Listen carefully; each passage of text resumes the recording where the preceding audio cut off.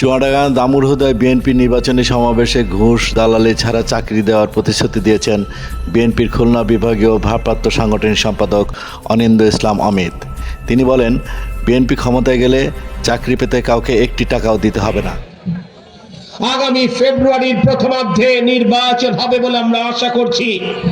আজ কিংবা আগামীকাল নির্বাচনী তফসিল ঘোষণা হবে। যেই পরীক্ষা দেবার জন্য 18টি বছর আপনি আমি অপেক্ষা করেছি, সেই পরীক্ষার দিন ঘোষণা হতে শুরু করেছে। প্রশ্ন হচ্ছে, সেই পরীক্ষার প্রস্তুতি আমরা কে কতটুকু গ্রহণ করেছি।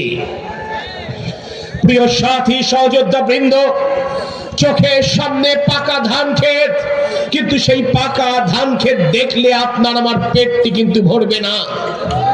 ধান কেটে মাড়াই করে গোলায় নিয়ে এসে তারপরে ভাত রান্না করে খেলেই কিন্তু পেটটা ভরবে। তাই বাংলাদেশের জনগণের কাছে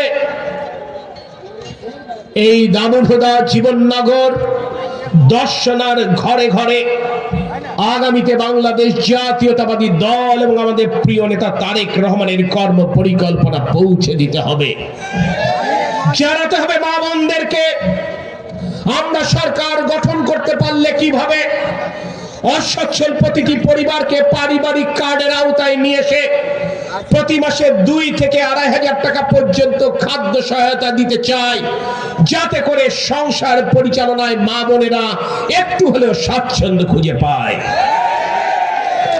আমার তরুণ যুবক যারা জুলাই গণ অভ্যুত্থানের ফ্রন্ট লাইনার, তাদেরকে বলতে হবে, জানাতে হবে কেমন নতুন বাংলাদেশের স্বপ্নটি আমরা দেখছি। আমরা এমন একটি প্রশাসন কায়েম করতে চাই, আমরা এমন একটি বাংলাদেশ ফিরিয়ে আনতে চাই যেখানে কর্মক্ষেত্রে প্রবেশের একমাত্র যোগ্যতা হবে আপনার মেধা না।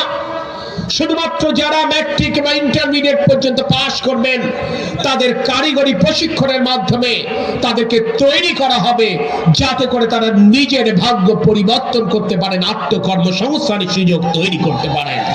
তার জন্য সরকার যথাযথ প্রশিক্ষণের ব্যবস্থা করবে, ব্যবসা শুরু করবার জন্য প্রাথমিক ঋণ দেবে বিনা শর্তে।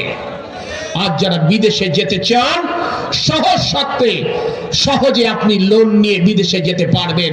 তার জন্য আপনাকে ভাষা শিক্ষা দেওয়া হবে, যাতে করে আপনার উপার্জন বাড়াতে পারে। দামুড়হুদা ও জীবননগর উপজেলার বিএনপি আয়োজিত এই সমাবেশে সভাপতিত্ব করেন চুয়াডাঙ্গা জেলা বিএনপির সভাপতি ও চুয়াডাঙ্গা 2 আসনের বিএনপি মনোনীত প্রার্থী মাহমুদ হাসান খান বাবু। সহজ শর্তে সহজে আপনি loan. Desk report, channel deo.